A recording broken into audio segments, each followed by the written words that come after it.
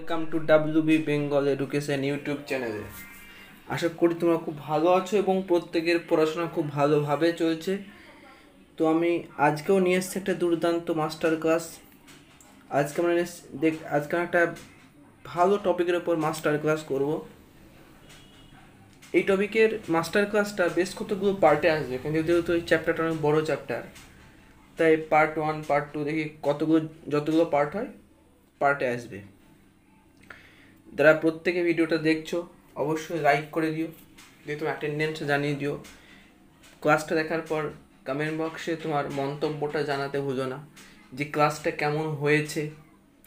Upcoming যে পরীক্ষাগুলো রয়েছে, পিএসসি, এসএসসি, রেল, যে পরীক্ষাকে টার্গেট করছো, এই চ্যাপ্টার থেকে কিন্তু কোয়েশ্চেন পরীক্ষাতে এসেই থাকে।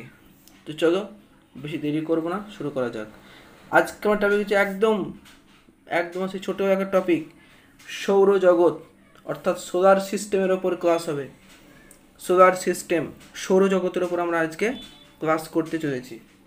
চলো চটপট ক্লাসে জয়েন হয়ে যাও। আর কি বলবো, অবশ্যই বন্ধুদের মধ্যে ক্লাসটাকে শেয়ার করতে ভুলো না। আমাদের প্রথম প্রশ্ন বলছে, সূর্যের সবথেকে কাছের গ্রহ কোনটি? সূর্যের সবথেকে কাছের গ্রহ, চারটে অপশন দিস আছে: শুক্র, বুধ, শনি এবং পৃথিবী। সূর্যের সব থেকে কাছের গ্রহ হচ্ছে বুধ, অ্যাকর্ডিং টু অপশন বি হলো সঠিক উত্তর, বুধ। যদি বলতো যে পৃথিবীর সব থেকে কাছের গ্রহ কোনটা, তখন আমরা অপশন এ কে আমরা টিক মারতাম। মানে একের দাগের প্রশ্নের জন্য অপশন বি হলো ক্ষেত্রে সঠিক উত্তর, মানে অপশন বি, বুধ হলো সঠিক উত্তর। চলো তোমার টপিকে ঢুকে যাই। এখানে কী বলছে, এই মহাবিশ্বে এই যে তোমরা দেখছো টোটাল যে ইউনিভার্স, এই ইউনিভার্সে আমাদের সকল শক্তির উৎস হলো কি? সকল শক্তির উৎস হলো সূর্য।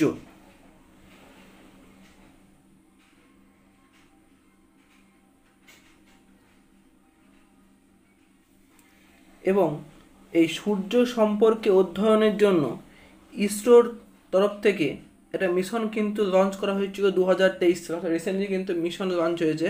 নাম কি? নাম হলো আদিত্য-L1 মিশন। সূর্য থেকে যদি আমরা দূরত্ব অনুসারে দেখি, অ্যাকর্ডিং টু ডিস্টেন্স, এখানে কিন্তু আমরা টোটাল 8টা গ্রহ পাবো। এটা হচ্ছে 8টা গ্রহ। এই 8টা গ্রহকে আমরা একসঙ্গে বলবো কুইন গ্রহ বলবো। সে 8টা গ্রহ কোনগুলো? সে 8টা গ্রহের নাম আমরা দেখতে পাচ্ছি: বুধ, শুক্র, পৃথিবী, মঙ্গল, বৃহস্পতি, শনি, ইউরেনাস এবং নেপচুন। এর মধ্যে এই যে একটি বুধ দেখতে পাচ্ছ, এটা হচ্ছে সূর্যের সব থেকে কাছের গ্রহ, আর শুক্র হলো পৃথিবীর সব থেকে কাছের গ্রহ। এই যে 8টা গ্রহের নাম তোমাকে কিন্তু মুখস্থ করতে হবে, কারণ এখান থেকে বিভিন্ন টাইপের প্রশ্ন আসে। যেমন ধরে বলবে যে বুধ এবং পৃথিবী এর মাঝে কোন গ্রহ অবস্থিত? শুক্র। আবার তোমার দিতে পারে যে বৃহস্পতি এবং ইউরেনাস এর মধ্যবর্তী গ্রহের নাম কি? শনি।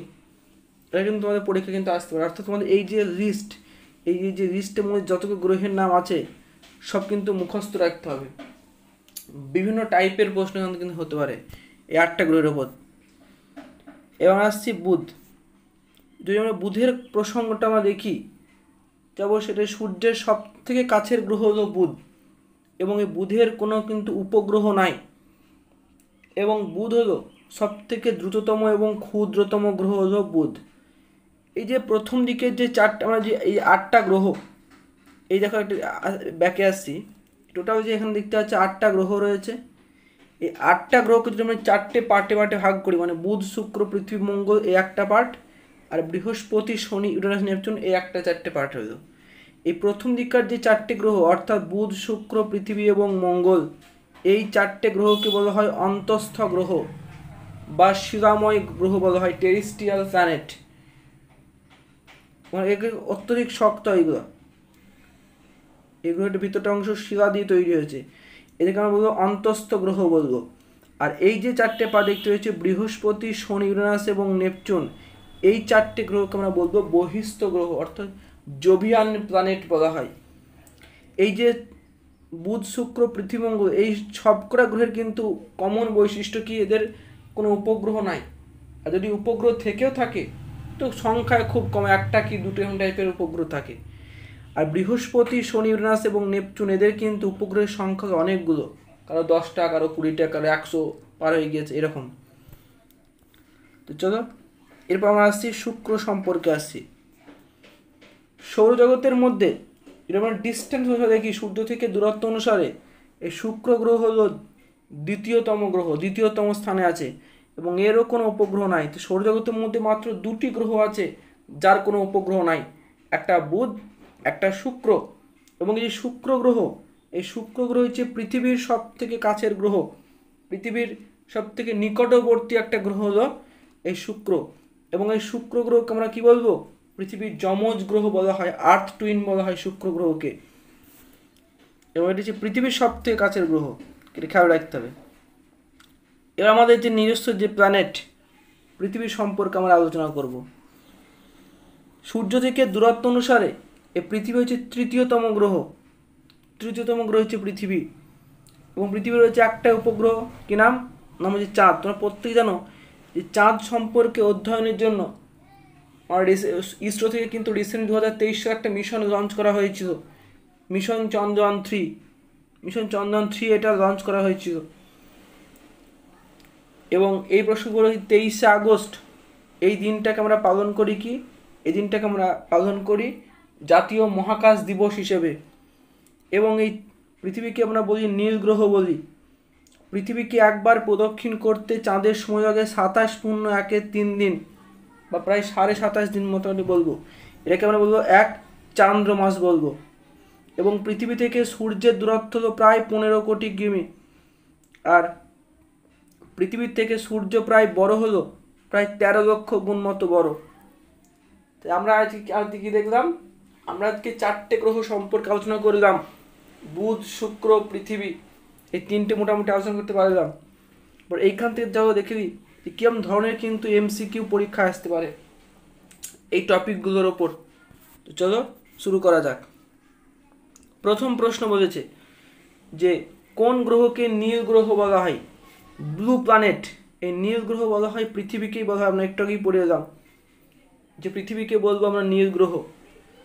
তো শুক্র সম্পর্কে একটা তথ্য কি বললাম, যে শুক্র হচ্ছে পৃথিবীর সব থেকে কাছের গ্রহ শুক্র, এবং সব থেকে উজ্জ্বলতম গ্রহ এবং সব থেকে উষ্ণতম গ্রহ হচ্ছে শুক্র গ্রহ। শুক্র গ্রহকে সব থেকে গরম গ্রহ বলা হয়। এই রিসেন্ট এটা NM পেপারে একবার এসেছিল এই কোশ্চেনটা। সব থেকে উজ্জ্বলতম গ্রহের নাম কি, শুক্র। এবং এটা বুধ দেখতে পাচ্ছ, এটা হচ্ছে সূর্যের সব থেকে কাছের গ্রহ এবং সব থেকে ছোট গ্রহ এবং দ্রুততম গ্রহের নাম হলো বুধ। তো একের দাগের যে প্রশ্ন, এই জন্য সঠিক উত্তর অপশন সি কি করব, পৃথিবী। দ্বিতীয় কোয়েশ্চেন কি বলছে, চান্দ্রমাস। চান্দ্রমাস মানে কি, মানে কত দিনটাকে আমরা এক চান্দ্রমাস বলবো। দেখতেই পাচ্ছ 27.3 দিন, এটাকে আমরা বলবো এক চান্দ্রমাস। কারণ এটাও ভুল, এটাও ভুল, এটাও ভুল। প্রথমে একটি অপশন সি। তো 2-এর জন্য অপশন সি হলো এক্ষেত্রে সঠিক উত্তর, এটা কিছু বলার নাই। 3 নম্বর কোয়েশ্চেন হচ্ছে কোন গ্রহের কোনো উপগ্রহ নেই। এটা SSC-তে একবার এসেছিল, SSC MTSC এই ধরনের প্রশ্ন কিন্তু খুব রিপিট করে। কোন গ্রহের কোনো উপগ্রহ নেই, দেখো নেই বলা আছে কিন্তু নেই। তো শনির উপগ্রহ আছে, বৃহস্পতিরও আছে, পৃথিবীরও আছে, নাইকার না হচ্ছে বুধ। তো উপগ্রহ নাই এমন গ্রহ কটা আছে, এমন গ্রহ আছে 2টো, একটা বুধ, একটা শুক্র। তো চটপট মিলিয়ে নিই চলো। তো পৃথিবীর উপগ্রহ নাম কি, চাঁদ। শনির তো অনেকগুলো উপগ্রহ রয়েছে, তার মধ্যে সব থেকে বৃহত্তম উপগ্রহ হচ্ছে টাইটান। বৃহস্পতির অনেকগুলো উপগ্রহ রয়েছে, সব থেকে বড় হচ্ছে গ্যানিমিড। তো 3-এর দাগের জন্য আমরা সঠিক উত্তর করবো অপশন কি হচ্ছে, উপগ্রহ নাই, মানে অপশন সি করে সঠিক উত্তর, অপশন সি হবে এক্ষেত্রে। 4 বলছে পৃথিবীর যমজ গ্রহ বলা হয় কাকে, একটু আগে আমরা পড়ে যাব যে পৃথিবীর যমজ গ্রহ কাকে বলা হয়। তো পৃথিবীর যমজ গ্রহ কাকে বলবো, নেপচুন, শনি, শুক্র না বুধ। অবশ্যই পৃথিবীর যমজ গ্রহ বলবো শুক্র গ্রহকে, মানে অপশন বি হলো এক্ষেত্রে সঠিক উত্তর। তো আগে দ্বারা আমরা বুধ শুক্র সম্পর্কে পয়েন্ট জেনে নিয়েছি। শনি যার উপগ্রহ সংখ্যা সব থেকে বেশি, প্রায় 146টার বর্তমান উপগ্রহ আছে শনির, সব থেকে বেশি উপগ্রহ আছে শনির। আর নেপচুন এতে উপসংহার অনেক কম।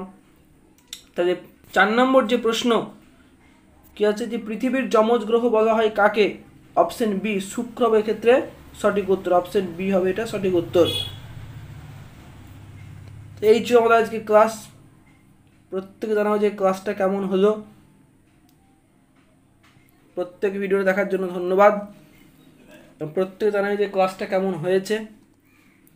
আর অবশ্যই আর প্রথম থেকে শেষ পর্যন্ত দেখলে ভিডিওটা একটা লাইক করে দিও, একটা অবশ্যই শেয়ার করে দিও বন্ধুদের মধ্যে, যারা হয়তো প্রিপারেশান নিচ্ছে, জানা না কোন কোন চ্যাপ্টার পড়তে হবে।